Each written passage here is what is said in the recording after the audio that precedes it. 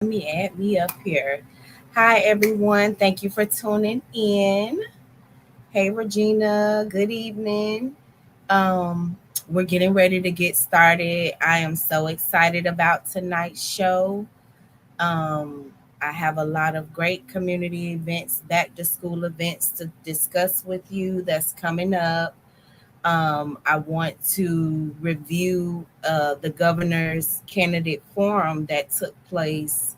I think it was this past Sunday. I wasn't able to watch it live, but somebody did send me the link to it. Shout out to Miss Diane. And so I was able to get some good clips. So I want to play those tonight. And then there's some cool upcoming events that's getting ready to take place, some local forums that are going to be happening. So if you're wanting to know what to do this upcoming election in August, we're going to be discussing ways that you can learn more about the candidates. I'm excited that we'll have another Star Wars report tonight. There'll be someone reporting in from events taking place in Dade City and Wesley Chapel and the other side of Pasco that I'm not always able to get to. So I'm excited about that. We may actually have a call in, live from an event that's taking place tonight. So, you guys, we have a good show getting ready to take place. Um, and so, yeah, I'll see y'all in a few minutes. Build stronger self esteem, and avoid risky behavior. Studies show youth with actively engaged parents are more likely to succeed academically, build stronger self esteem, and avoid risky behaviors. Right now, our young people are facing more pressures, distractions, and challenges than ever before, and parental leadership has never been more important. Hi, my name is Christopher Mahan, and that's why I'm honored to be the latest cover feature of PascoConnect magazine. In this issue, we're diving into my book, Parental Leadership: 7 Principles to Lead Your Teen in the Digital Age. This is a real, practical, no excuses approach to parenting. I believe parenting should be approached like coaching, with vision, discipline, consistency, and accountability. Just like in sports, if you don't have a game plan, you can't expect to win. This book is about helping parents take the lead, build stronger relationships with their children, and create structure that produces confidence, character, and success.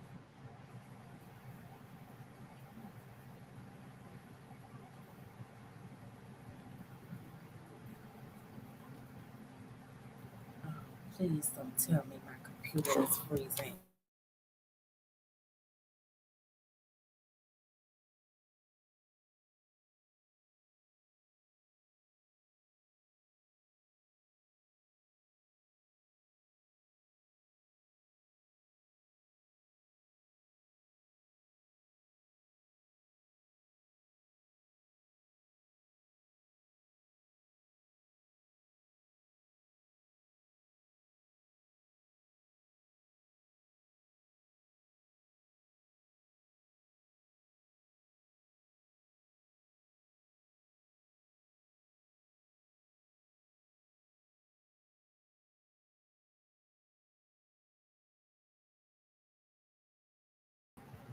Can you all hear me? Testing one, two, testing.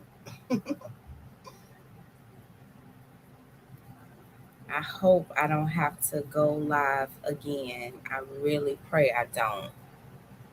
Why does this look weird? Man. Okay. Oh, thank you, Regina. Thank you. She said, yes, I can hear you. So tonight, y'all, I'm going live from two places. Let me check and see what's going on. I'm going live from Facebook and YouTube at the same time. I think Regina's on YouTube. It looks like it's showing up on YouTube. I'm not sure how to be able to tell if you know what when the how to look at comments from Facebook. I guess I'll figure it out. But I'm gonna share this out a little bit just so we can get some more people in here. Give me just a second.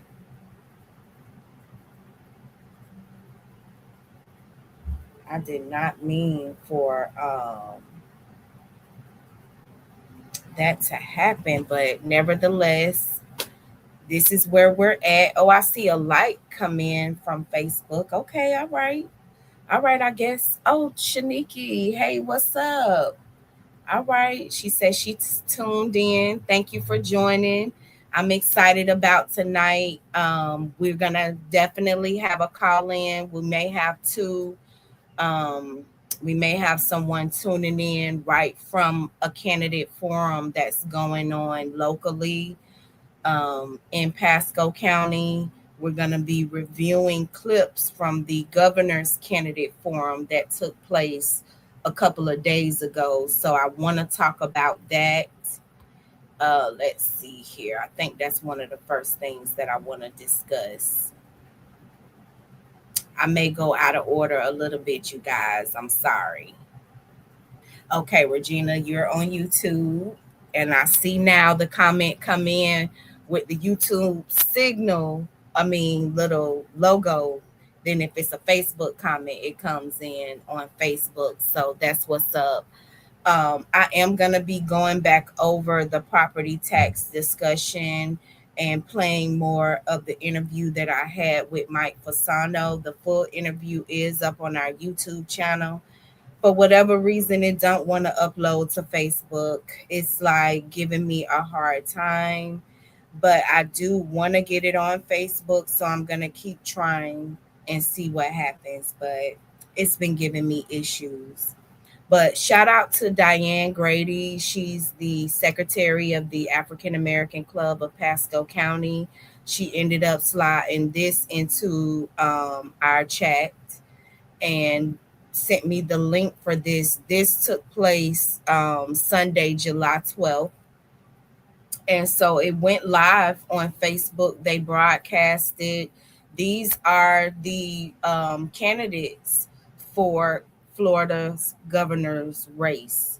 And so we have Donalds, David Jolly, Dottie Joseph, Desmond Meade, and so this organization, One Voice Florida, put this together. And I just took a little bit of clips. I posted it on our YouTube page on PascoConnect. I'm gonna let y'all listen to it. Now, the full clip that I have is about 28 minutes because I was getting into it. I was meaning for it to be short, but I started getting into it. But I want you all to listen to it first. Listen to a few. I may skip forward through some of it, and it is gonna be a little choppy because I didn't want to make it too long. I think I got it down to like 17 minutes, but hopefully you all can get a few things out of it. I'm going to grab the link to the live and drop it in the chat. So therefore you can go back and you can watch the entire thing. So y'all work with me. This is my first time sharing my screen. I want to make sure that you all are going to be able to hear me. I hope everything works out. Please let me know if you can hear this or if you can't in the chat. And I haven't seen too much that Ron DeSantis has done for our people. We have very dark stains in our history. It doesn't make us stronger to deny it. It makes us stronger to recognize it and to learn from it and to teach it and to expel those darker motives. This is David Jolly. He was the first one to present. If our moral compass, if our governing compass is that we believe that everybody matters. Okay, Regina said yes, we can hear it. Do we believe government okay, can be used to oh, thank you, Shamiki. You are doing a great job. Thank you. If we believe that everybody deserves to be celebrated, that's the easy part. Believe in better. Believe in something better. Believe that we are better. But believe in our leaders who they don't represent better. They don't represent better. They're tearing us apart. We are a party strong enough to build a coalition bigger than just our party, to invite in our neighbors, and to finally turn the corner in the state of Florida. Thank you all very much tonight.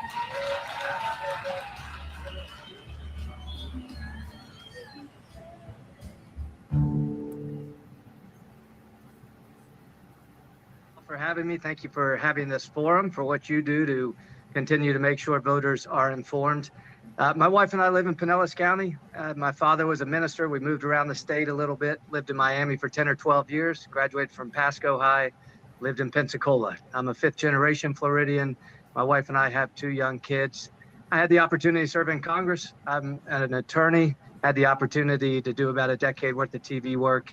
And the last part of my introduction is I do speak openly about my faith. It's a faith that I choose to practice. I share it because it's part of who I am, not to evangelize. But I also think in a state that launched culture wars in the name of faith, I believe the perversion of a faith 8 years ago. I think we need a governor willing to speak about their personal faith, but to realize it stops at the steps to the state house. And so that would be by way of introduction. Very quickly on the themes of this campaign. Listen, I think we're a nation in crisis. I think we're a nation that's broken. We're more divided than ever before. That's true here in the state of Florida. And so I'm running on three simple values. First, the economy should work for everybody. Second, government can do its part to improve our lives. And third, everyone's rights should be protected and their dignity celebrated, regardless of the color of your skin, where you were born, who you love, or who you worship. Look, the economy is working great for some people, but not for many. More people are going without health care than ever before. Half our state doesn't have enough savings to last 2 weeks. And in a state that abandoned public education, many families don't know where to educate their kids. And so government needs to do a little bit more, like we have done for the past 100 years, to invest in people's personal economy, largely housing, healthcare, and education. And then finally, the value that everyone's rights should be protected, whether that is reproductive freedom, voting rights, franchise, suffrage, but also the notion that everyone's dignity should be celebrated. Look, we're a state that launched culture wars to divide people based on the color of their skin, where they were born, who they love, or who they worship, and I think it's wrong. I think we're a state that is stronger when everybody has a seat at the table, when everyone is valued, when every community is lifted up. I went to FAMU for 3 years, Florida State for 3 years, and really been blessed to live in this state. My wife, Erica, and I have been married for 23 years. We have 3 sons. We've been able to build that Florida dream for ourselves. This is Byron Donalds. We were working odd jobs. I was working 2 jobs. She was working 2 jobs, doing everything that was necessary to make ends meet and trying to figure out how to really put life together while also building a family. And I know that's what so many Floridians are having to do today. The reason I'm running is because I want to take my 17 years in the finance industry, having worked from the bottom on my way up in that industry, with my experience having served 4 years in the state legislature and 6 years in the United States House of Representatives, to answer the major questions that are facing Floridians. Number one, affordability. How do we lower property taxes? How do we lower property insurance and housing costs? Number two, how do we manage the growth that has come to Florida so people can get from point A to point B without being frustrated?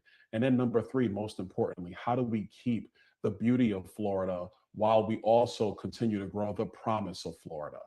People have come here from all different walks of life. We have many people in Florida who are multi-generation, but it doesn't matter what your background is, what your politics are. People love the state. It's going to be the job of Florida's next governor to make sure that Florida dream is alive and well. And I have the economics background, the private sector background, and the political experience to navigate Florida into the future. That's why I'm seeking the governor's mansion. Affordability is going to be the number one thing that we are going to tackle in my 4 years as governor. But that is solely because that will set up the next 30 years of dynamic growth for the future of our state. Thank you very much. What specific steps would you take to make Florida more affordable, particularly regarding housing and property insurance? When it comes to, I'll take the second one first. When it comes to property insurance, the tort reform that Governor DeSantis put into place about 3 years ago is beginning to work. We've seen the loss ratio in our insurance companies are coming down. What I would anticipate this year is that the insurance companies in Florida are going to request rate decreases, which will directly impact the pocketbooks of Floridians. But there is still more to do. The regulatory side of Florida's insurance market has not been changed in 25 years. The last real change happened after Hurricane Wilma. And before that, there was really no substantive changes since the Florida Catastrophe Fund was created after Hurricane Andrew. When I was in the State House, I chaired the Insurance and Banking Subcommittee. So I'm well versed not just in the policy framework that is Florida's insurance market, but also with my experience in the private sector, specifically in the finance world. I have an economics background that's second to none of anybody who is running to be the state's next governor. So when it comes to insurance, we're going to do a couple of things. We are going to reform the regulatory side of our insurance framework. I believe that we have an ability to push insurance costs down 20% in the state of Florida. We could also do more, along with making sure that we are using home hardening programs even more effectively than they are today, so that older homes can actually be more secure, lowering their risk profile. When it comes to housing costs, we want to reform permitting and planning in the state of Florida. 30% of the cost of a new home is government permitting and planning timelines. We need to decrease the wait time to build projects and also streamline the permitting side of building housing. When I worked in commercial banking, I looked at the entire draw schedule. It was not just constructing the property, it was also the timeline of dealing with governments. Government has to realize that if we are efficient on the permitting side, we can actually decrease the cost of housing, and a decrease in the cost of constructing housing directly lends itself to decreasing the cost for people who buy homes and for people who rent homes. Because if you're building an apartment 15 complex, more seconds, it matters both ways. Okay. So those are some of the constructive ways that we can lower both housing costs and lower insurance costs in Florida. Undergrad and Georgetown Law for my law degree. My background is in civil rights and government law. I know what it looks like when government works for the people and what it looks like when it works against the people. I'm running because I want to make government work for us, not against us. And I want it to work for everybody, not just the 1%. I was raised by a pastor and a nurse who taught me to take care of and stand up for people. And that's why I'm running, for the people. Across our state, people are tired. They are tired of working hard and not being able to afford just the basic necessities and make ends meet. We're tired of the culture wars at home and the foreign wars abroad. It's time to focus on us. And that's exactly what I want to do. I'll also say that part of the reason I'm in this race is because Mayor Demings had to step away. This was not on my bingo card, but when I saw what our current options were, I thought it was important for us to have another option on the Democratic side, as well as ultimately in the general. Thank you very much. We will now begin with our moderator section. You will be asked 5 questions and you'll have 90 seconds to respond to each question. Carolyn Moore will serve as our official timekeeper and will provide time cues throughout the interview. Following the moderator's questions, you will have an opportunity to answer questions submitted by our audience members, which Commissioner Cynthia Chestnut will facilitate. With that said, Representative Joseph, let's begin with our first question. Share with our audience why you are seeking to serve as Florida's next governor and what your vision and top priorities for the state are over the next 4 years. Thank you. I feel like over the past 3 decades, we have suffered under Republican rule. And what has that gotten us? Everything has gotten more expensive. The American dream is increasingly out of reach. And it's time for us to turn the page in Florida. So I'm asking you to help me do that. Instead of what we see, we need to transition to a politics of hate to one of love, where government is about serving the people, not just milking them and making life harder. Floridians need leadership that understands that immigrants are not the enemy, that seniors are not a burden, but a blessing, that climate change is real, and our democracy is worth saving. That's why I'm running. So my top 3 priorities are, number 1 is affordability. Whether we're talking about housing, healthcare, insurance, gas, or groceries, most of the policies that I have filed in the legislature speak directly to those issues. Some have to make decisions between paying for healthcare, food, or housing, and it all costs too much. I know exactly why. Out-of-state hedge funds and corporate landlords have bought up entire blocks of Florida homes. I have proposed legislation called the Real Affordable Housing Act that specifically addresses things like that, as well as the use of artificial intelligence to create fake scarcity by increasing rent prices. Using algorithms. And these things, what they do is they drive up the rents for people in a way that just makes it unaffordable. And they don't care if actually people are there. We need to make sure that we spend years climbing the political ladder or waiting for a title before deciding to make a difference. I'm just a regular Floridian who loves this state and loves people. Those of you all who don't know me know that I've had to build my life from the bottom up. I've experienced homelessness, I've experienced addiction, I've experienced even incarceration. But through the grace of God, I've been able to turn my life around and become an asset to this community. My name is Desmond Meade, and I am running for governor as a no-party affiliated candidate because I do believe that Floridians deserve much better leadership than what is happening now. Thank you very much. We will now begin with our moderator questions.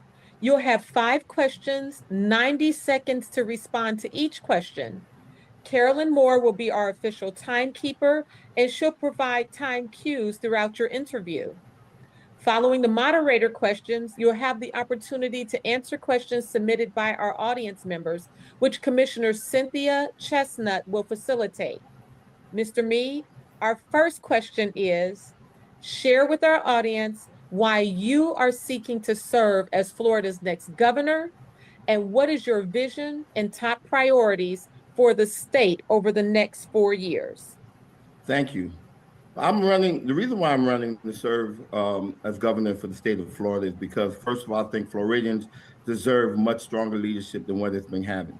I think for far too long, over 80% of the state have been living without a governor that even sees them, that even cares about whether they live or die, right? Whether they have solutions to everyday problems that people are facing.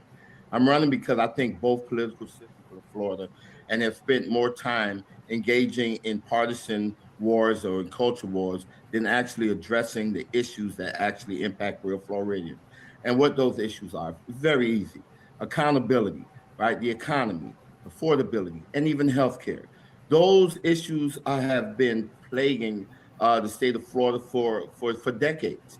And we have not seen solutions when I know that there are real everyday solutions that's there, but for the politics that gets in the way, it prevents people from getting the real relief that we want.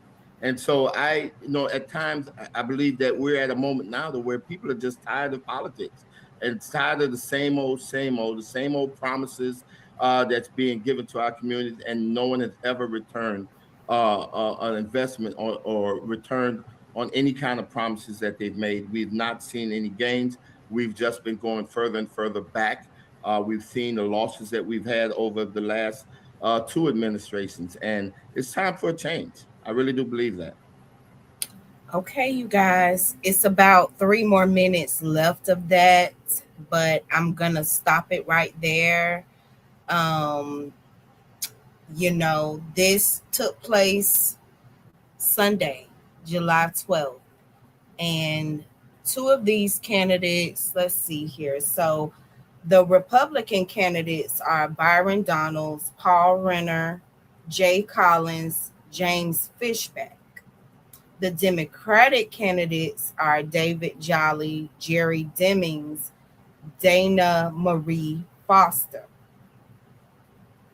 So a lot of times they don't even mention the non-party affiliate candidates, but we got to hear from 2 of them in this forum, which was Dottie Joseph and Desmond Meade. So I have a question. Did you all notice a difference in the candidates speaking? Did you all notice any difference? Because I sure did. I definitely noticed the difference. I will say I think I captured more of Dottie's and Desmond's answers, and what they were saying than Byron Donalds. First of all, Mr. Donalds, the volume was really low. It was like really low.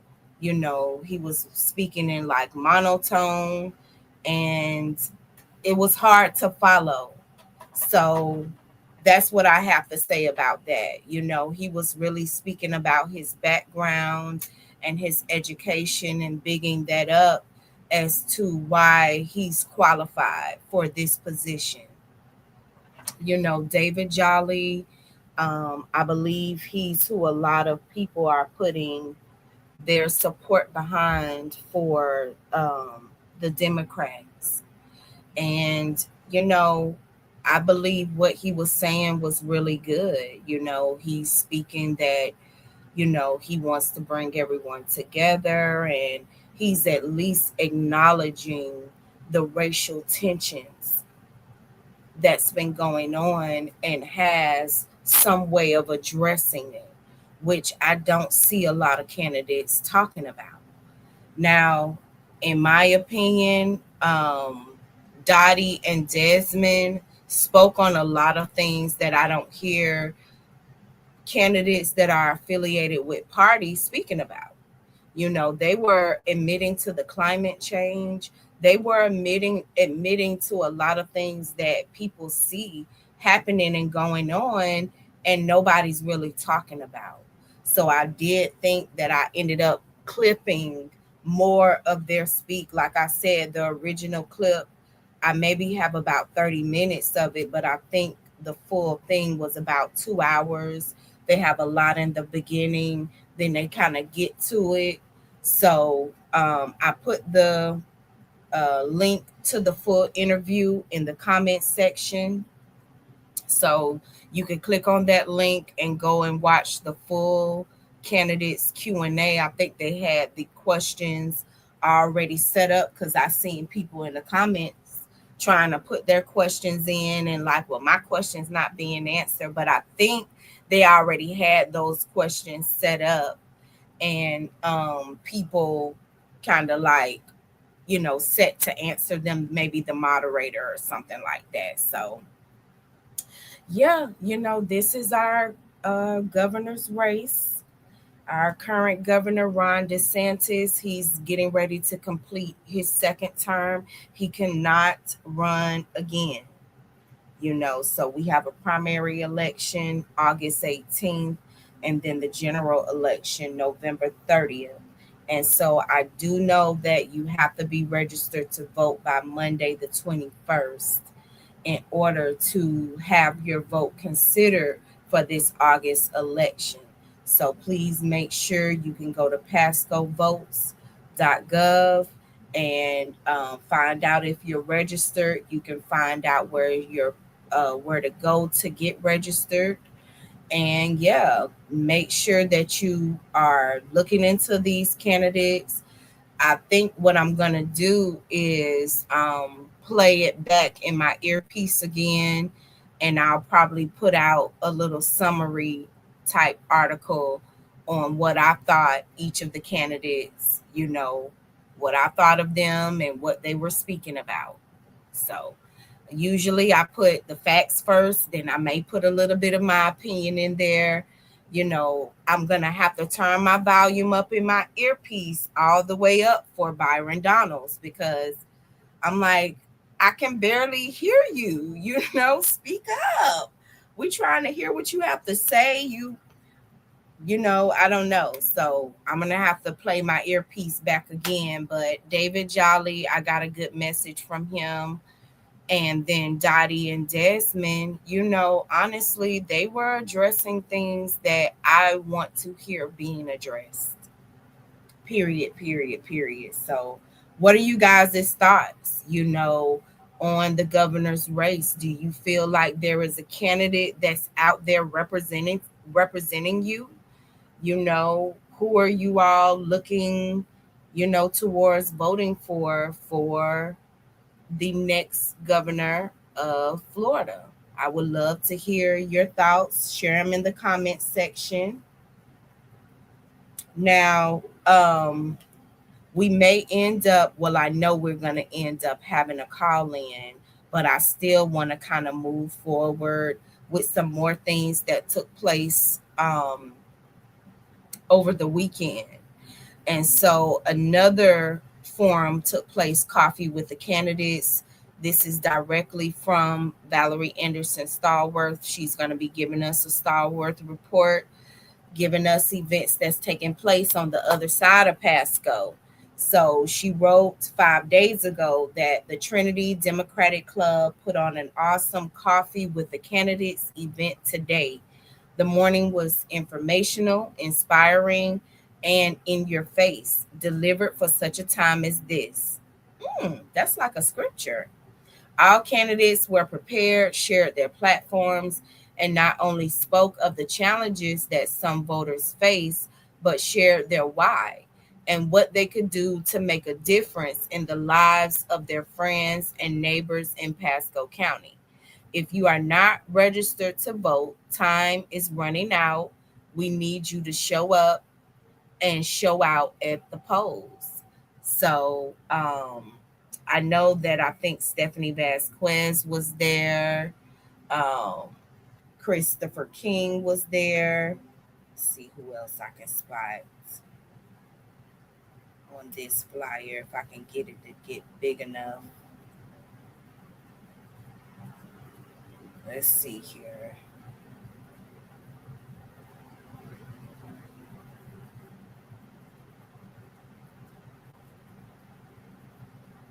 Yeah, here it is. Okay, so that took place July 11th, and Kimberly Overman, candidate, Florida House District 12, Brent Robinson, candidate, Florida House District 13, Christopher King, candidate, Pasco School Board District 1, Stephanie Vasquez, candidate, Pasco County Commission D2, Darren McCauley, candidate, Florida House District 12, and Leela Gray, candidate, Florida House District 13. So they were all there Saturday, for Coffee with the Candidates. You all please stay tuned to these events that are out here. Like, the candidates are literally out here showing up and sharing their stances, and their plans for Pasco community. So hopefully we'll get a little bit more information on that event later on tonight. So that took place last Saturday. So you know what? Let's get into some things that's getting ready to take place. Let's get into some events that's coming up, okay? Let's see here. Trying to go in order. I'm trying to. All right. So we got a couple of back to school bashes coming up. Couple of back to school events.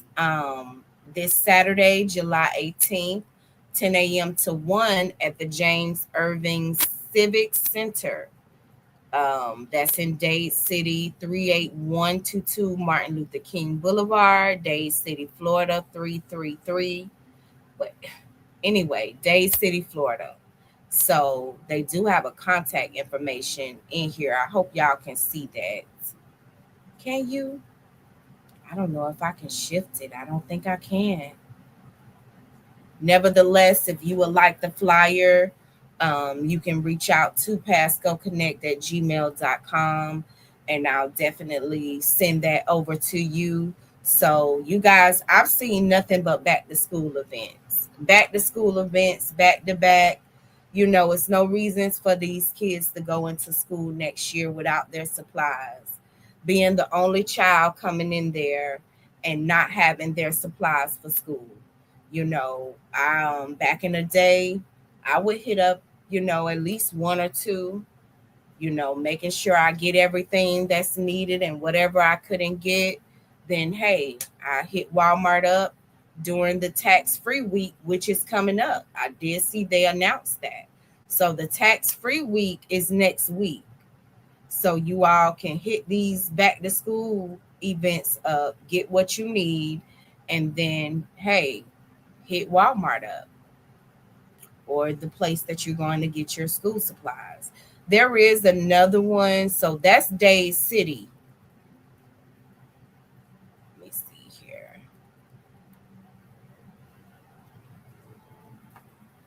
So this is where I'll be this Saturday. I'll be at the Back to School Health and Wellness event with the Hudson Community Health and Resource Center. This is hosted by Hudson High School. I've done vending at this event for the past 3 years. I think since they launched it. And they usually do about 2 events a year, a spring and then a back to school. They're very well attended. And I actually started talking about this event a couple of weeks ago when they first dropped the information, because it's a good event to vend. It's a little too late to do it now. I'm sorry, you missed the opportunity to vend now, but I'll keep you posted every time they drop, because this is one that I attend, and I'll be out there Saturday with back to school items from MACA. We donate items every year to the back to school drive. So the kids really leave with so much. Every table they go by, the table is required to have a back to school item. So, and then the entire event gives them a book bag. So, like I said, this is presented by the Hudson Community Health and Resource Center. Free activities include backpacks and school supplies, food and refreshments, haircuts for kids and adults. And I took the time to really take time to acknowledge that last time, that they have the haircuts for the kids and the adults. Because let me tell you all what happens sometimes. The kids get their haircuts. The parents have sacrificed every bit of money to get them their clothes, their school supplies. If they're, in some sort of private school, they may have to get books and things like that. That's their hair money. That's the haircut money for them. That's their beauty budget gone.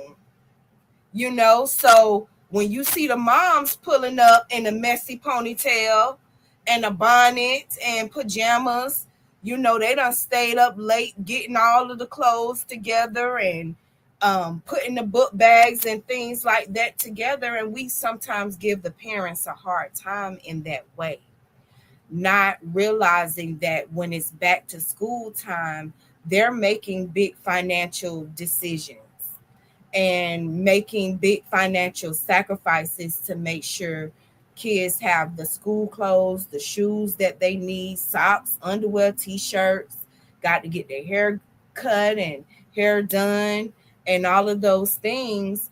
And that's a big chunk of money. Granted, you don't have to do it every month, but it does take away from the budget. And so give a little grace. I'm shouting out Hudson Community Health and Resource Center for doing that, for offering it to the kids and the adults, so that, hey, the parent can walk in kind of proud. But they're going to also have face painting, 60 plus vendors, giveaways, win a boys or girls bicycle, plus other exciting prizes. So don't miss a special appearance by the Tampa Bay Buccaneers street team, bringing interactive games, surprises, and more. And I will say they do always have, some sort of mascot. I think it was an owl or an otter, maybe a beaver one year. Maybe it was an otter. I'm not sure. But I took a picture with it. They had the Diamond Divas. Why can't I think of their name right now? Oh my goodness, with Coach Q, they're out at Motion at the Square right now, which takes place every other Thursday in Newport Richey. So, but the dancing girls, they were out there. They did their thing one, I think it was the spring event. So they do always have some good entertainment for the kids, of course, bounce houses, and they feed you. It's a good event to vend because they're very helpful. They have the coffee, couple of breakfast snacks for you. Then they come around right when you need it with like a hot dog and some water. I'm like, yes, right on time, give you that little second wind. And a couple of years, a couple of times, Metropolitan Ministries have been out there giving out big boxes of food. So you have all of that to look forward to. And they're providing some healthcare services such as the Tdap vaccines, dental screenings, and school and sport physicals. But there is a small fee that may apply to that. So govern yourselves accordingly. You have 2 back to school events that you can attend to, Hudson and Dade City. So definitely check that out. Let's see here. I'm trying to make sure I'm good with my time too. That we're doing good. Yes, we are. We right on schedule. So I told you all there were a few more candidate forums coming up. Here's another one, Faith in Florida. Shout out to Marlo Jones. He's a community organizer in Pasco County. Working with Faith in Florida, they often have these events, listening sessions, civic nights, just a wealth of knowledge, Black history events that they put on. I mean, if you connect with Faith in Florida, you really gonna get everything you need to know about what's going on within Florida politics. So it's a good bridge that bridges the gap between the faith community and the community. So they're getting ready to have their statewide virtual U.S. Senate candidate forum. That's going to be July 20th. So it starts at 6:30 p.m. You log in at 6:30. You'll be able to log in at 6:30. Then the forum starts at 7. And they've invited all qualified candidates. And so there is a QR code. You can screenshot that and register through that QR code. If you need the flyer, you can email me any flyers that you see here today. If you want more information, you can email me. I did see something else come through from the Hudson Resource Center, so I may want to double back to that. Let me see what that was their newsletter. That was their newsletter that I normally get. I didn't know if it was about the event. So nevertheless, you guys govern yourselves accordingly. This U.S. Senate race is very important. It's heating up. I went live from Duval Connect magazine, my hometown community talk, to discuss the latest that's going on with Angie Nixon, which is a U.S. Senate candidate. And so Duval Connect magazine, you can search that up on Facebook and YouTube if you want to follow along there and get news coming out of there. All right, so govern yourselves accordingly. Let's see where we're at now. We moving right along. We got one more upcoming event that I want to talk about. And if you have events that you would like for me to discuss and put out on PascoConnect, please email PascoConnect@gmail.com with the flyer and a short blurb. And I'll definitely do that. We'll be here every Thursday. I've learned how to go live from both.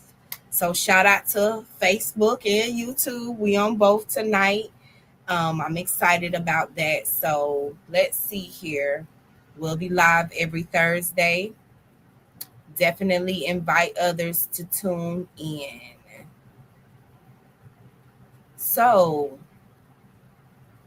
this next event I saw while I was scrolling through Facebook streets, and I ran across this from Christopher King's page. He's running for Pasco County School Board. And so This event helps stuff the bus and support Pasco students. So throughout the month of July, you can drop off new school supplies at any Sonic Drive-In located at 6919 Ridge Road in Port Richey. This is to support their annual Stuff the Bus school supply drive. Join the community on Saturday, August 1st from 11 a.m. to 3 p.m. as volunteers collect donations to help equip local children with the classroom essentials they need. So here are the needed items. They need backpacks, notebooks, folders, pencils, pens, crayons, colored pencils, scissors, glue sticks, rulers, tissues, hand sanitizer, and other school supplies. So, and as a thank you for supporting this important cause, Sonic will be offering 99-cent corn dogs during this event. So if you come out Saturday, August 1st, you can get a 99-cent corn dog, but make sure you bring some school supplies to drop off. You know, a lot of times people are like, well, I want to do something. I want to give. I want to be able to do something, but I don't know what to do. Here's an opportunity. You have a couple of weeks until August 1st that you can go and get a couple of packs of paper, a couple of packs of pencils, pens.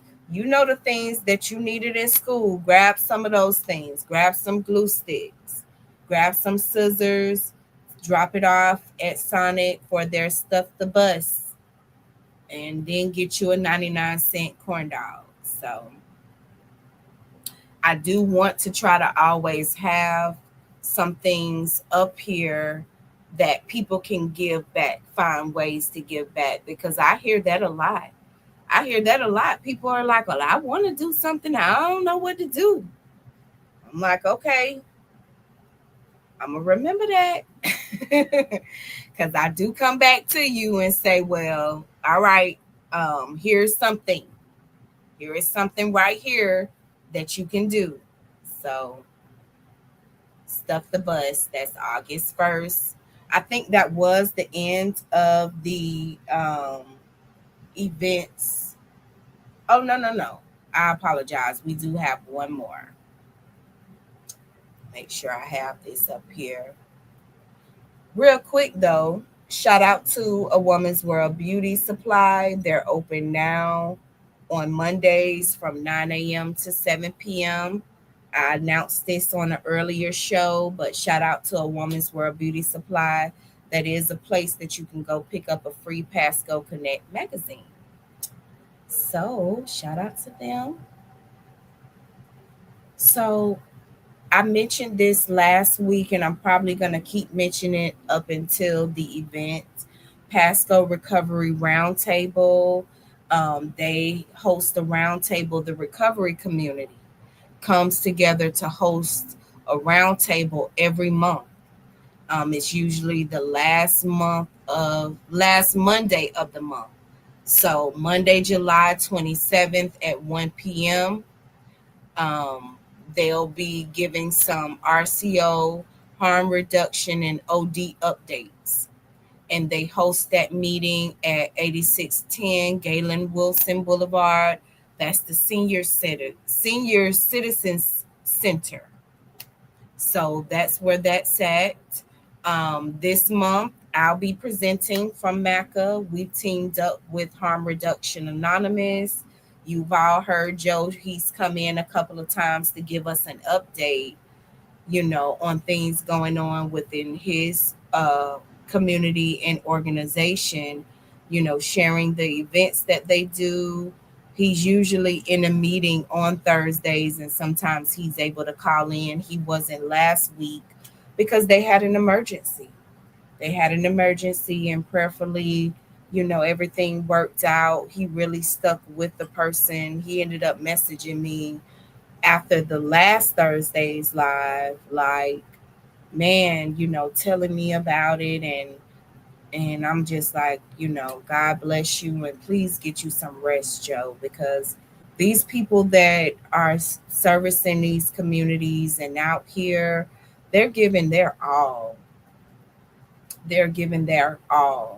and I've been welcomed into the recovery community by a couple of great people, Stephanie DeMarco, Maggie.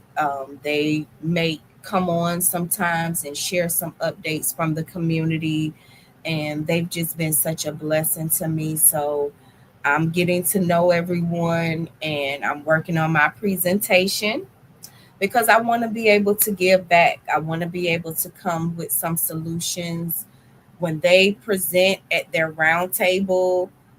Every organization that has a need says, well, we have this upcoming, event that we're doing, and we need a venue space, or, we're maxed out on the number of beds that we have. We need to expand, or this particular area has a dry spot where there's no services for people in this area, and it's difficult for them to get to the areas that has recovery services.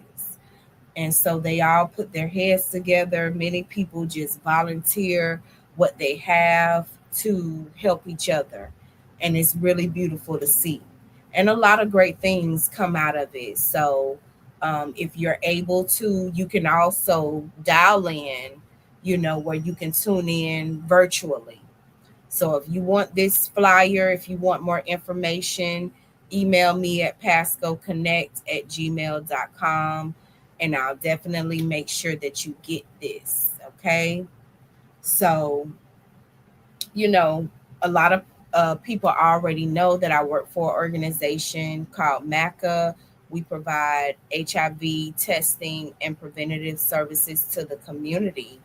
And so this month is we're recognizing Zero Stigma Day, which is July 21st.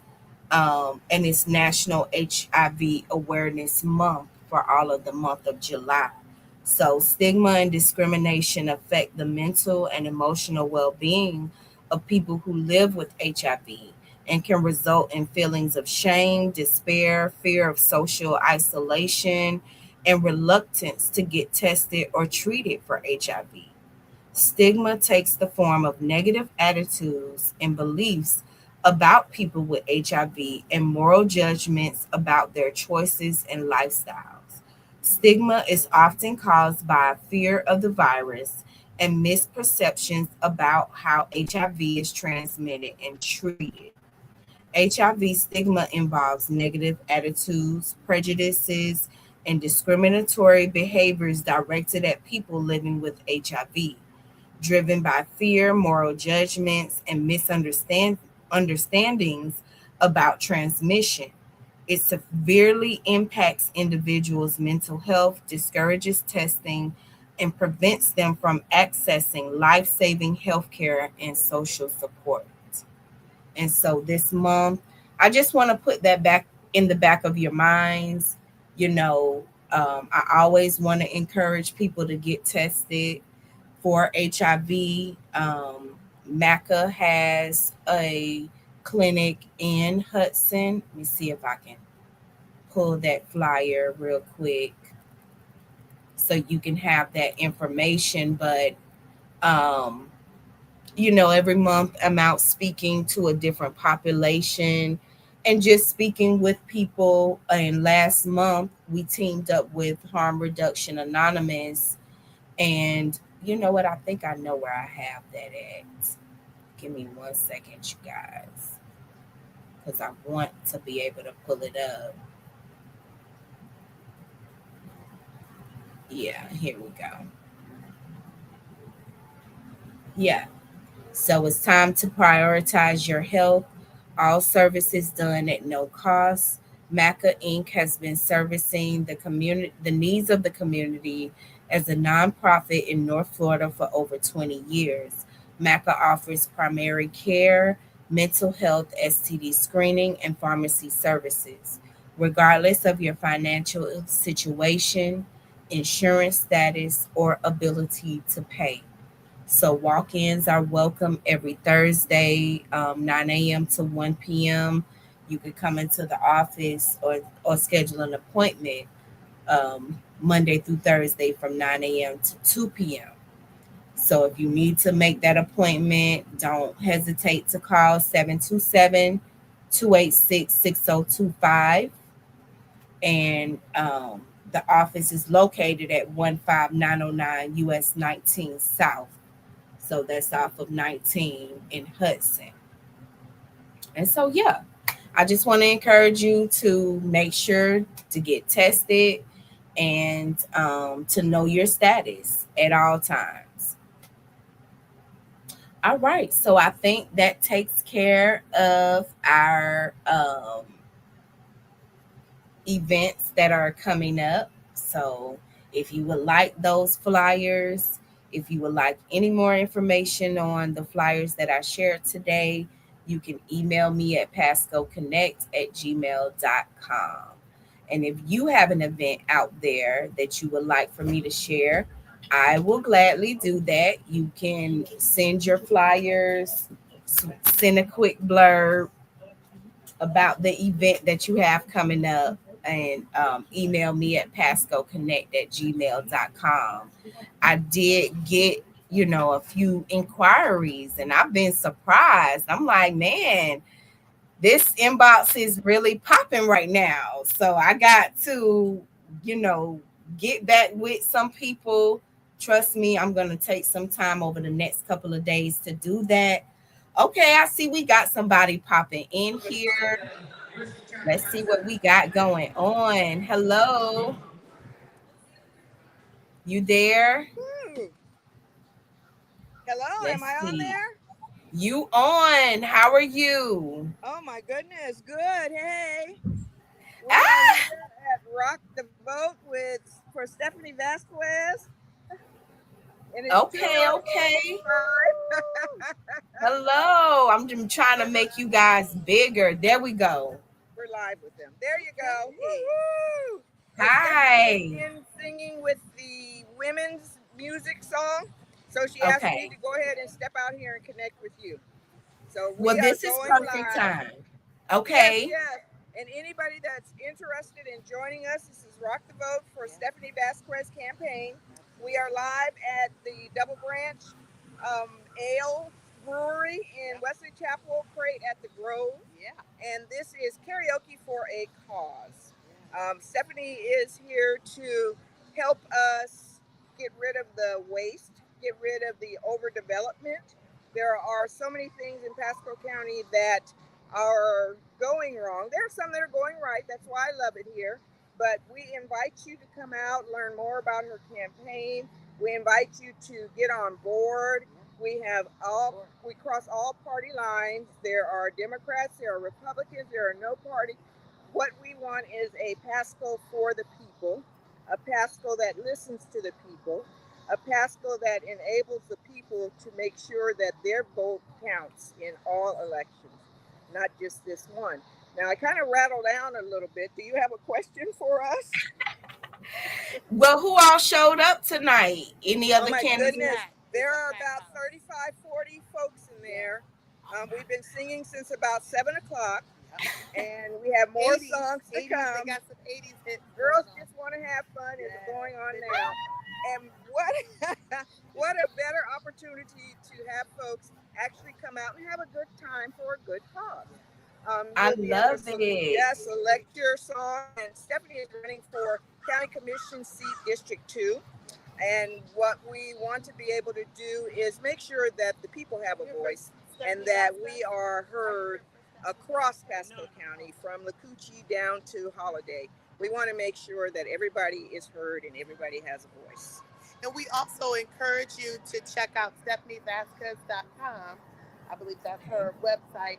And she's very active on TikTok, Instagram, all the things. So check her out and hop on board because she's truly for the people.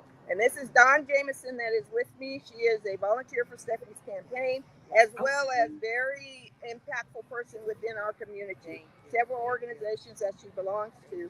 And our aim is to make sure that people understand what's at stake in the upcoming election, that you vote, that you register first off to vote, and that you make sure that you have a plan to go and vote. And no matter who it is that you vote for, your voting is not just a right. Voting is your duty. It is your duty to make sure that those of us that are your friends, your neighbors, your family in Pasco County have a voice. And for those that do not vote, shame on you. Yeah. But get on board because we can have a good time with this vote thing. And we can make a difference. We can make a difference. So many people complain about how things, the state of things. And you have the key. You have the ability to make an impact and share with someone else. Pass it along so people feel empowered and pull their power back. So I know it's dark time. Love it. You can do it. And we can No, have I fun love doing it. I love it.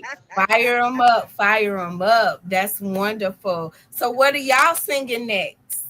Well, we are on list for SWV Week. Yes. Dawn is one of my dancers and backup singers. I'm very good As you can see, the blue hair matches the blue outfits. I And we are just ready. Yes, we are ready. And we also talked earlier about Shaka Khan. Shaka Khan, yes. You know about Shaka Khan. Yes. So. We have God, SWV Week and Shaka Khan. Oh my goodness. Yes. Sweet thing. Yes. And then following behind that might be Mariah Carey. Oh my goodness. The one where she hits all those high notes. Yes. Oh Lord. Vision of Love. Vision of Love. Oh Lord. We might have to share that. Man, that's a good one. That's a tough one right there. Anything Mariah can sing is tough. Robert Peoples is always already here in the house, as well as Okay. Chris Irizarry. I always Irizarry. Right, Irizarry. There you go. So we have other candidates that are here in support of Stephanie as well. Love it. Love it. Well, y'all enjoy. Take plenty pictures. And thank you for the Starworth report, the Anderson Starworth report, reporting live. She's going to be definitely checking in with us. Thank you guys so much. Y'all go sing and have fun. All right. Rock the vote, register and vote. Good night. Yes. Rock the vote, register the vote. Y'all heard it. Yes. So they're reporting live, you guys. They're at this karaoke night here that's taking place in Wesley Chapel. So that was tonight at 7 p.m., hosted by Stephanie Vasquez for Pasco County Commissioner D2. And you saw she was on the other flyer. So she was out Saturday, the 11th, and then hosting this tonight. So as like I said, the candidates are out there. They're really out there trying to show themselves in the community and spend time with the community just so you can get to know them, know their policies, and know their stances, and have a good time. That sounds like so much fun, man. I know they in there cutting up, but I love it. I'm excited for them. Hopefully she could check back in later. I've been speaking with Miss Valerie. She does a lot. Let me share a little bit about her because I did think I put some information in here. Yeah, so Valerie Anderson Starworth is a wife, mother, grandmother of 5, sister, aunt, friend, child of God, and owner of Starworth's nonprofit management consulting. Valerie was born a military brat and moved around the world, living in Okinawa and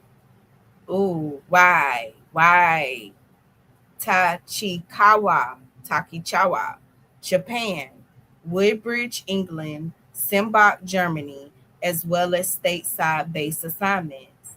Valerie and her husband, Willie Starworth, U.S. Navy retired, have been residents of Pasco County for almost 20 years, relocating from the Gulf Coast of Florida. Valerie retired from the American Cancer Society in 2012 and has continued her work with nonprofit agencies to develop programs and acquire funding to support them.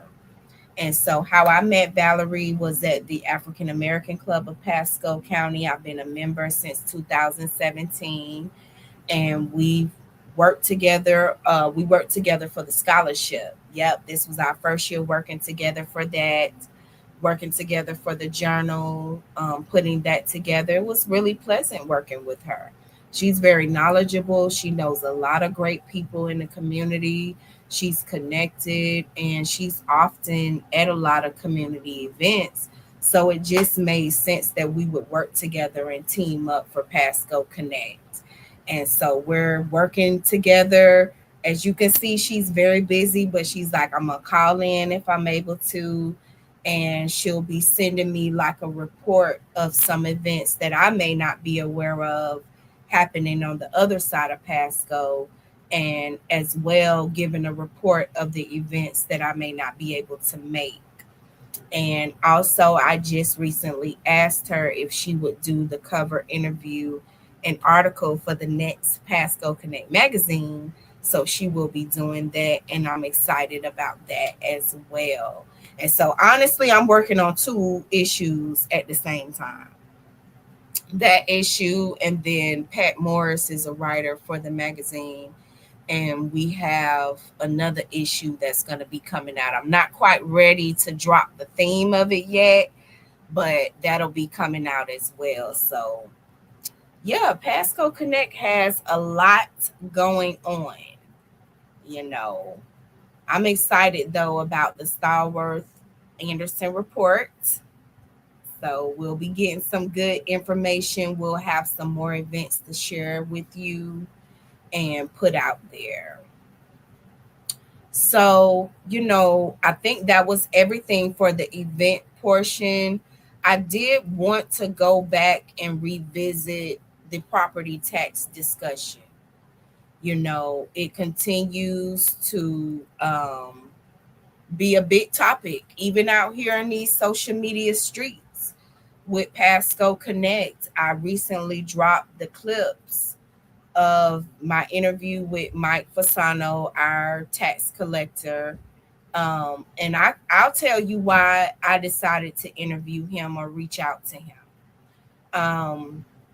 Like I told him, and I've shared this before, I saw him speak at Pasco Hernando College a couple of months ago.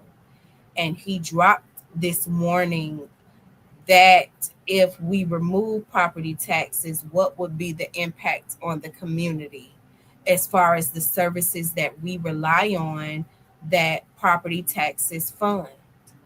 And I was taken back. And honestly, he was not the only one who spoke about it. There was other agencies that got up, the chief of police, maybe the fire chief, different agencies got up and they began to share the numbers, as far as, hey, he went into detail, Mike Fasano, about like, hey, when you coming in renewing your license, you paying 50 some bucks. I'm only seeing $2 to $4 of that. I'm only seeing $2 to $4. Then the rest of that money goes to Tallahassee. And then they're divvying it up, I guess, to allocate it to whatever's needed. So I may want to play a little bit of more of those clips. And then I do want to run over to the comment section, and I want to go through some of the comments that's been put out, because some, comments, people are just saying whatever. But then there are some people dropping some truth to power and giving me some things that's making me question. So I do want to revisit that. I hope you guys can stick with me for a few more minutes. Let's see here. I want to share a few clips. So let me get to those.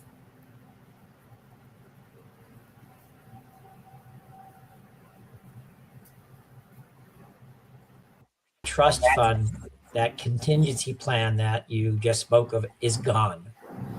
The legislature took it out of the bill before they passed it.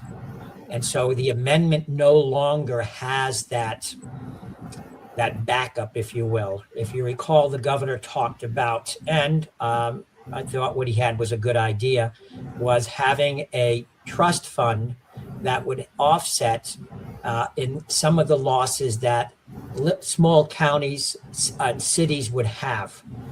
That's all gone. Okay, so you just heard that. That was a short clip.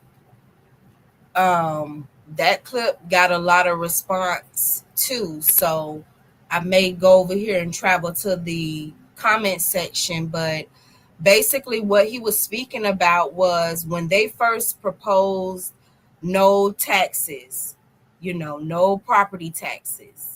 The first question was, well, what about the services that the property tax help? you know and they began to say, well, there will be this trust fund that we can pull from and then pour into whatever is needed for the cities. And so he said, no, that's gone. Basically, as the proposal was getting written, they took that out of there. They didn't even put that in there. They was like, that was just when Ron DeSantis, our current governor, began talking about it at first. First, he was just talking about it because this is something that he ran on. He ran on the fact that he would be eliminating property taxes. And so basically, I'm so sorry, I kind of lost my train of thought, but basically his plan was to use this trust fund that we would be able to get money out of. Well, the legislators did not agree with that. So that was off the table. That's not in the proposal that we will vote on. There is no contingency plan. There is no extra funding. So yeah, let me play a little bit more clips before we get to the comment section. Give me 1 second.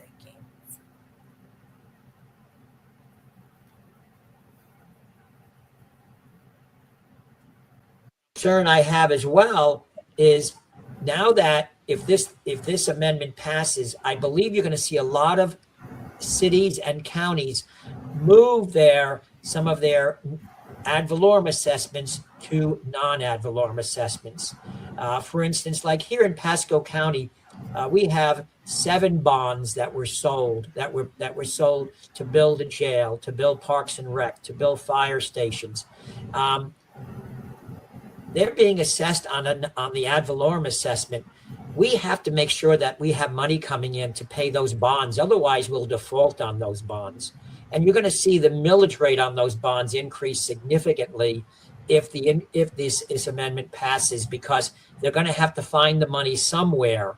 Someone's going to pay for it in order to pay these bonds. Otherwise, we go into default, and that. Okay, y'all hear it right? Are y'all there? Are y'all there? And I do have some follow-ups.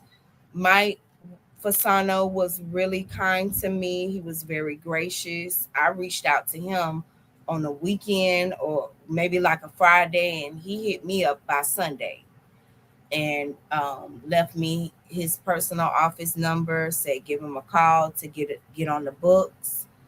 And we got on the books and we had our sit down virtually, and every question that I had, he answered. And I told him I may have a few follow-ups because I'm learning this. I'm a new homeowner. I've only been a homeowner for 2 years. So this does impact me personally, and it impacts me in a positive way. And I learned that during this talk, during this interview, I learned like, oh my God, I'm going to really literally not have any taxes, any property taxes to pay, basically. So I'm like, darn, see, I always have to keep myself in check as somebody that puts out public information, that I don't involve myself personally. Because sometimes you get information that you're like, okay, well, do I want to say this? Do I want to put that out there? And I have to put out the truth first. And then I can say, okay, well, this is how I feel. I'm going to put out the facts first. So regardless of how I feel, regardless of how this could benefit me personally, I have to say, what's alarming about the entire situation. So I think I have one or two more clips. Give me 1 second. I'll be pulling this up.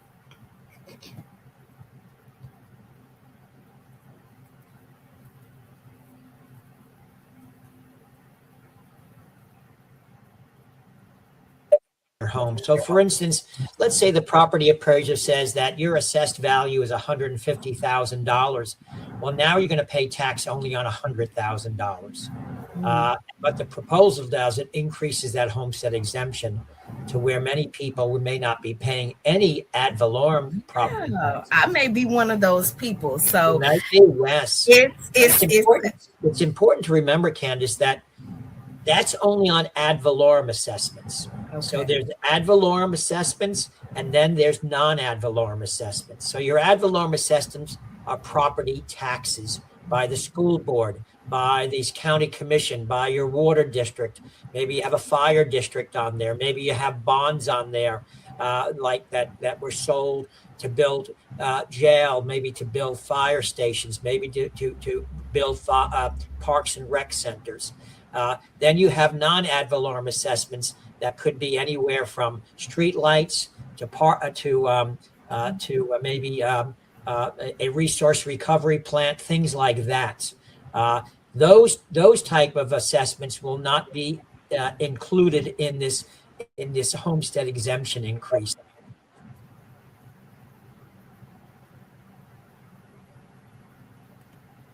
Oh man, I think I froze up again.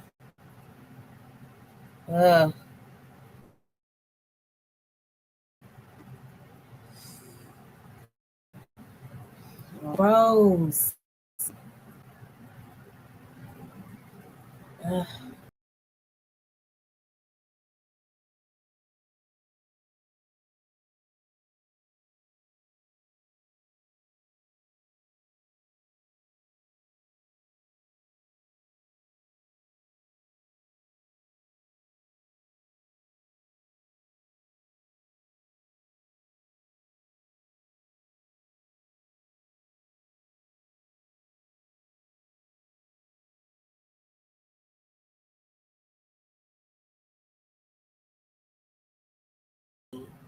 I hope you all can hear me. My StreamYard shut down on me again. So you guys give me 1 second to load everything back up. So annoying. So annoying. So I don't even know why that took place, but nevertheless it did. And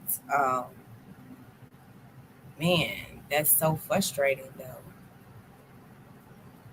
I'm going to try to get over here to share my screen and see what happens there.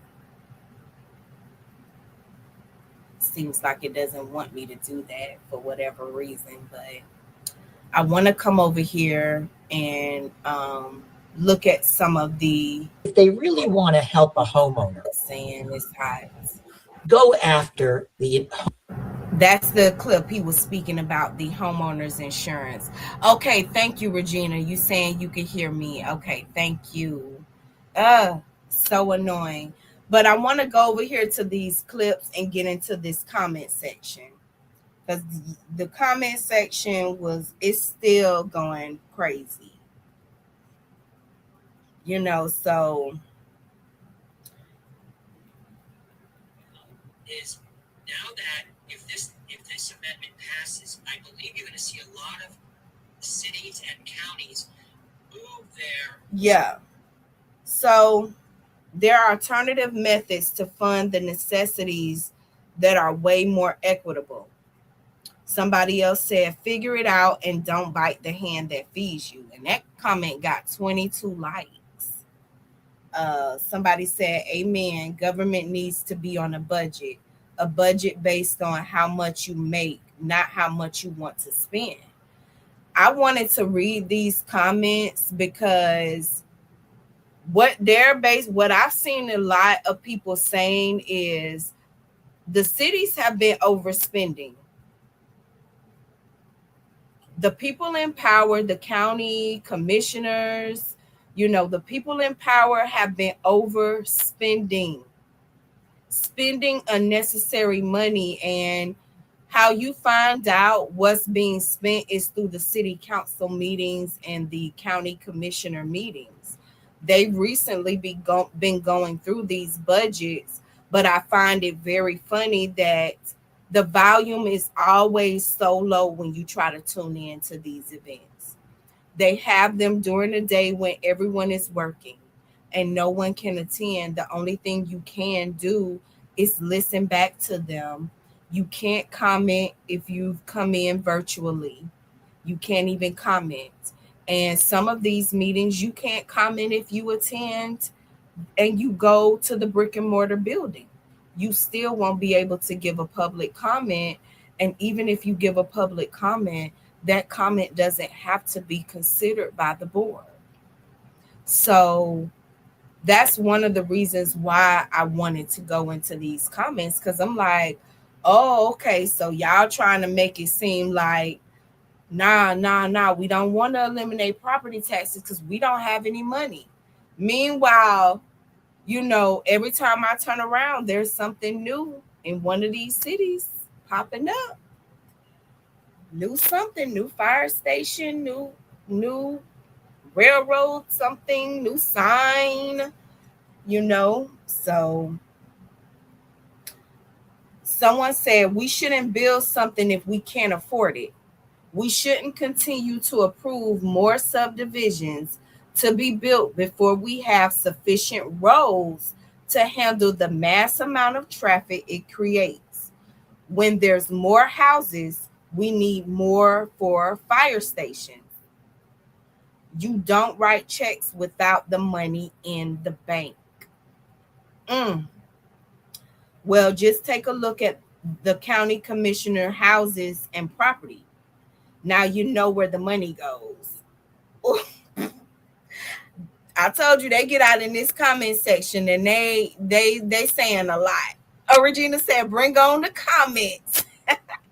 Yes, they have been overspending. Yeah, they've been overspending.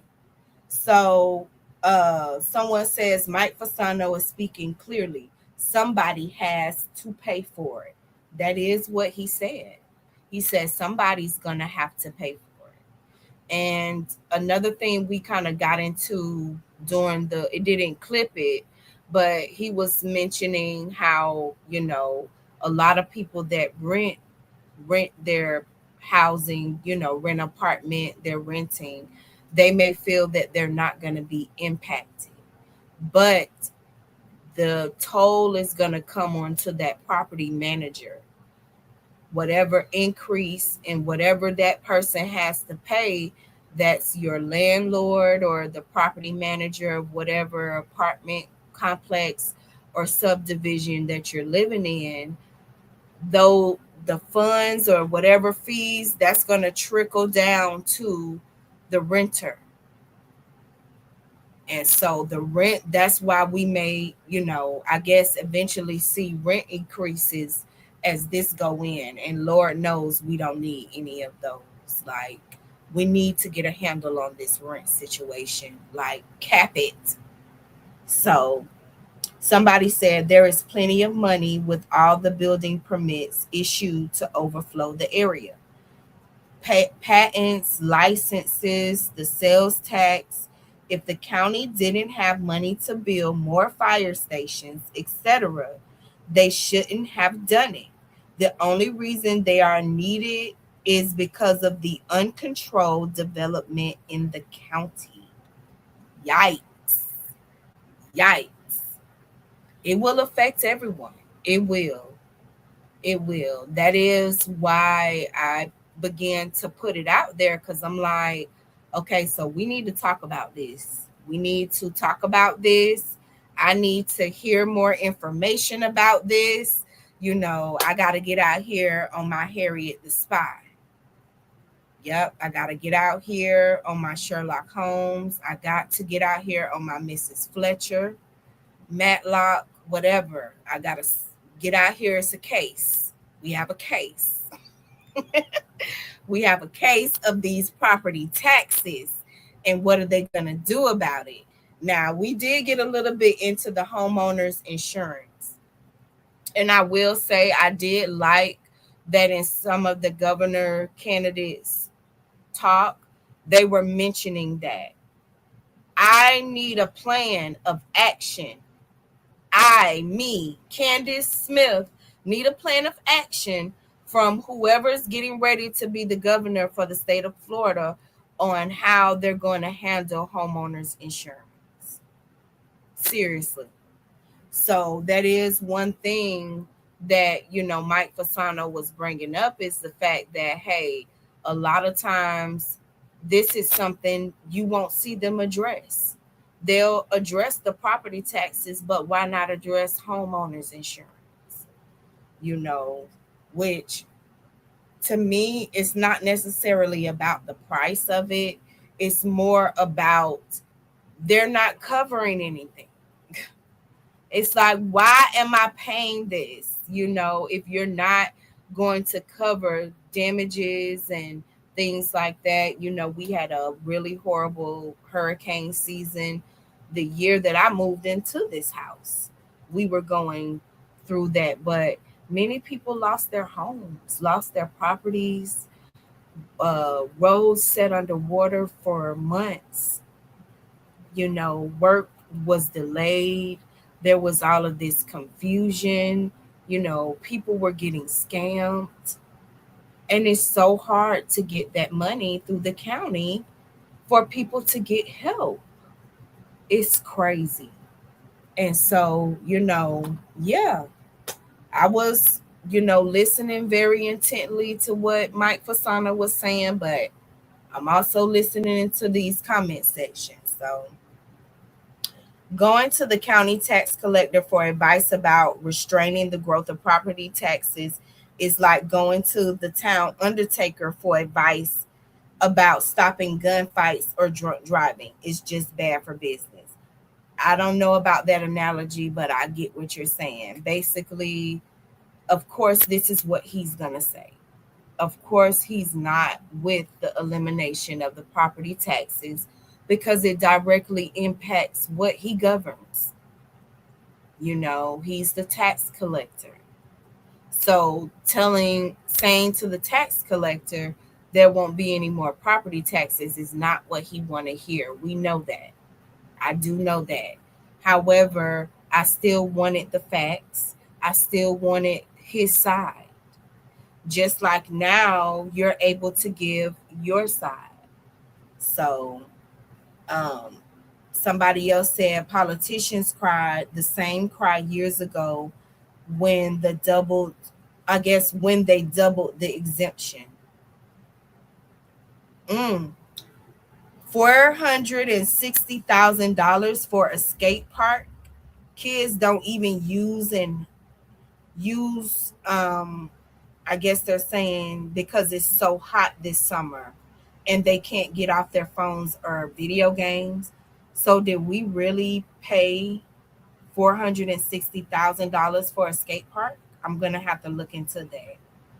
Let me screenshot that because someone else said many people don't know before the city or county builds something, they have to have the money allocated, i.e. paid in full before it can be built. So I didn't know that. They're making it seem like, oh, the money is spent up, before they're building and building and building and clearing and clearing and clearing, and there's no money for these projects. Someone said these tax reductions will help renters as well as homeowners, putting a tax cap on rental properties, preventing large increases to the tenants. This is wonderful. Counties must tighten their budget. Everyone knows there's still a lot of wasteful spending, especially at the end of the year when department has raced to spend all the money instead of giving it back to the county of unused funds. Every renter in Pasco County should be voting for tax reduction and a cap when there are more people paying things should be cheaper, not more expensive, because we're all using the same collective services we had the year before. So, okay, I understand a portion of that, what they're saying, you know, they're basically saying this will put a cap on rental properties. I haven't heard that, you know. I'm going to have to look into that. I haven't heard that it would be a benefit for renters, you know. So I'll definitely look into that. Somebody said, oh, well, stop spending money you don't have. I see enough waste in Pasco County. I'm sure you can figure it out. That's what somebody else says. Pasco County needs to tighten the purse strings. Their spending is out of control. Yikes. Stop overspending. That was somebody else. So if citizens default, it's bad. But if the county does, oh well. Ooh. Call them out then. Call them out. They said if citizens default, it's bad. But if the county defaults, it's like, oh well. I got to kind of agree with that a little bit. You know, it does seem to be that way. So not only that, but over and over, Governor Ron DeSantis has said their funding will come from the state surplus.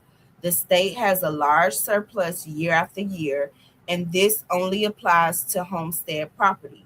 The majority of property in Florida is not homestead. So, yeah, this is only regarding homestead properties. So that is something to take note of. Somebody says scare tactics getting old. Like the scare tactics are getting old. The real problem hasn't been taxes, but homeowners insurance. Okay, they're talking about that. Let's see. Or use the money for what it's intended for when you collect water or sewer money. Put some back to do repairs 50 years from now and not wait till it breaks to try and fix it. I'm in agreement with that. We have to continue to do the upkeep and maintain the roads. Y'all see what happens when it rains. You know, it floods very quick. When I lived in the Jasmine area, Port Richey, man, it flooded over there so bad. The first year I lived there for Thanksgiving, it rained really bad. The water came over um the hood of my SUV, and I couldn't believe it. And I was like, oh, I didn't even know it was going to be that deep. I was praying that my car made it through it, and we made it through. But I was new to Pasco. I had no idea the flooding was that bad. And they've done some things, you know, here and there, but obviously there's still a lot of work to be done, you know, and our hurricane season is not over with yet. So the government continues to tell the taxpayers to save money. It's time for the government to make major cutbacks on their spending. I paid my house off years ago and have finally retired and still have to work because my taxes keep raising every year. The homestead in Florida is a joke. You want a new project bond, save it in your budget. My budget is overtaxed. Wow, she made some good points. She made some good points because, you know, that is the thing. A lot of people come to Florida to retire. They would come to Florida to save money for retirement. They would work up north. You all know we get the snow bunnies, you know, but at the end of it, they would come down here and move down here to retire. Is that even still happening? Are people even considering Florida still to come down here and retire? There may be a few low income senior places out there, you know, and 55 and up establishments that are still there that only cater to that community. But you guys, people that have worked their entire life and saved and did everything right, they're still working. They're going back to work. And that's sad, because those were the people that my generation and younger, and maybe a little before me, we were looking up to them like, yeah, this is the way. This is the way to go. And that way is not there. So I want to encourage you all to continue to do your own research. We will be voting on this. It's a done deal. It's on the ballot to be voted on in the next upcoming election, and you'll the power will be in your hands. The power will be in your hands as to whether or not we eliminate property taxes here in Florida. Um, you know, because basically by them right now there's an exemption of 50,000, and it will go up and increase to 250,000. So if your house, and a lot of houses like in Port Richey, maybe some in the Hudson area still, you can find a house for under 250,000. So may not be for too much longer, but you still can. And so you won't be paying any property taxes if you fall under that and you're under the homestead exemption. And so those are the people that will be impacted. But like someone else pointed out in the comments section, that's not the entire Pasco community. A lot of homes are not homesteaded. So, I do see the point of some people being like, oh, this scare tactic. And at one point, I kind of felt that way too. Like, where is this coming from? What are they trying to distract us from? I was really feeling that way because I'm like, this just really doesn't make any sense. So I'm going to keep digging into some things. We have some more time. And so I encourage you to stay up on what's going on in the community. You can continue to follow us here on Facebook and YouTube, PascoConnect Magazine. We have some more printed issues coming out this year. We're going to be working with some really cool people. I'm excited about it. We're going to have a special interview next week. We're still trying to get published author Michelle Maynor. She'll be back with us. She called in at one time when we both were at the Pasco Democratic Black Caucus Meet the Authors event. And so she's going to be back and we're getting that together. Then I have some more upcoming things over the next couple of weeks that I'm excited to debut with you all. We're going to be going into the pages of the latest issue of PascoConnect magazine next week. We're going to be talking to some of the candidates coming up here on PascoConnect. So you guys stay tuned. If you have any topics that you wish for us to discuss, you can always email pascoconnect@gmail.com. Anything you'd like us to look into, any events that you'd like us to share, for advertisement opportunities, you can email pascoconnect@gmail.com. Let's see here. I want to make sure I get to everything. Don't forget about those back to school events this weekend. Let me know if you need the flyers. I'll email them to you so you can have them.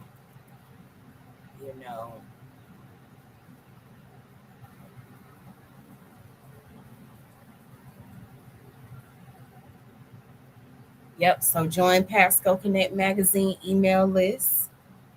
Go to pascoconnect.blogspot.com.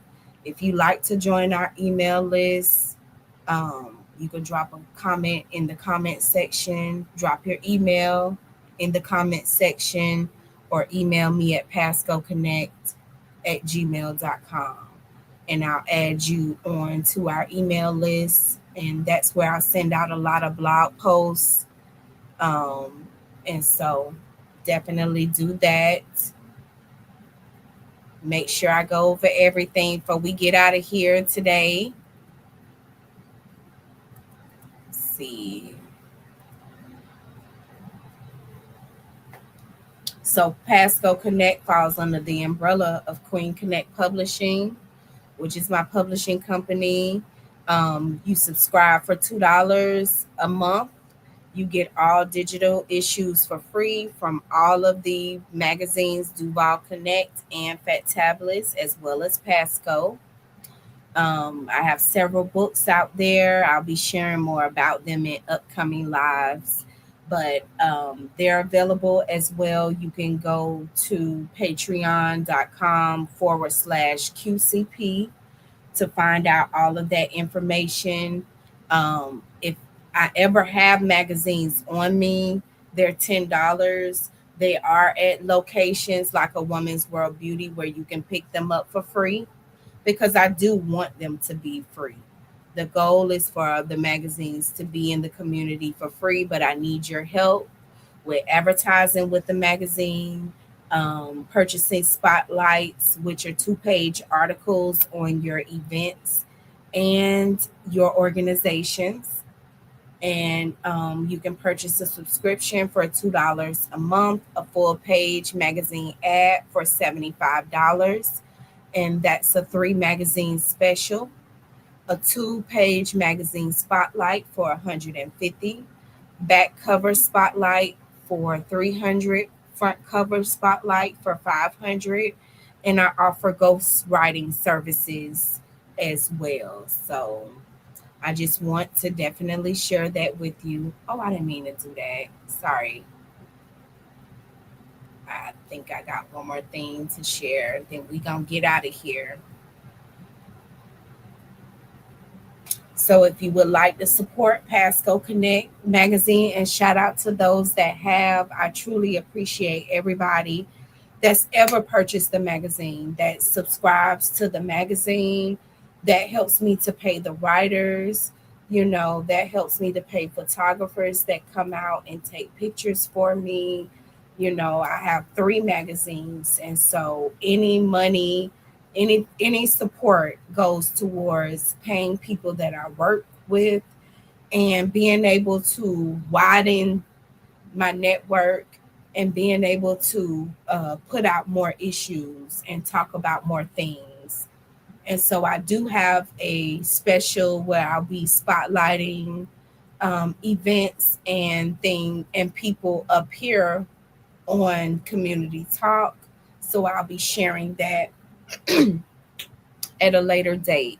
But if you would like to support, you can Cash App Fat Tabulous 09, PHATABULOUS 09. That's the original magazine that I first came out with, Fat Tabulous magazine for plus size people. And that magazine is still in circulation. It is a national publication. And you can also support through PayPal, Venmo, and Zelle. So those are the ways to support. I want to thank everybody for tuning in tonight. Shout out to you, Regina. Thank you for coming in tonight. Shout out to Shaniki, who was in here earlier and really went hard, tagging a lot of people to bring them in here. So I just appreciate everybody that's come in, that shared the live. Tune in. I'll be back next Thursday, 7 p.m. I guess I'll be going live from both from here on out, now that I know how to do that. And on Wednesdays, I'll be on Duval Connect magazine. I debuted it. I soft launched yesterday. And I had my first guest, so it really went well. And so I'm stepping out here, getting out here, and I'm going to be sharing your events. So submit them. And I'm going to be talking about community events and topics. So, all right, we're a little early tonight, and it's all good. I did hear from Joe. He wasn't able to make it in. Oh, okay. He's in his meeting, and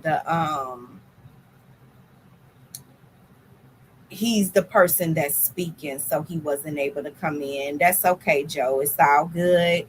Harm Reduction Unanimous is an organization there for people in recovery.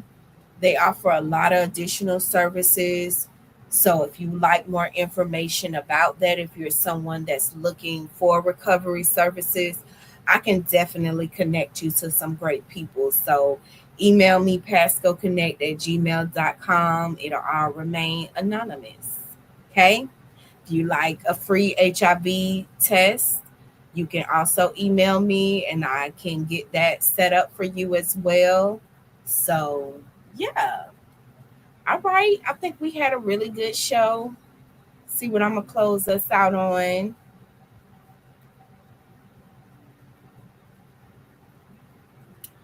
And we going to get out of here. All right, you guys. I will see you all next week. Peace.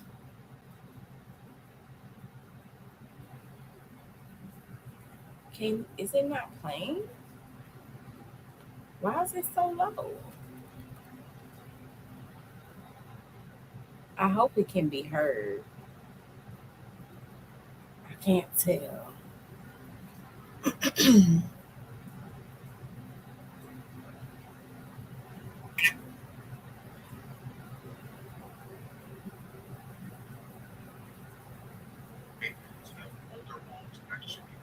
This is not even at the beginning. I don't know.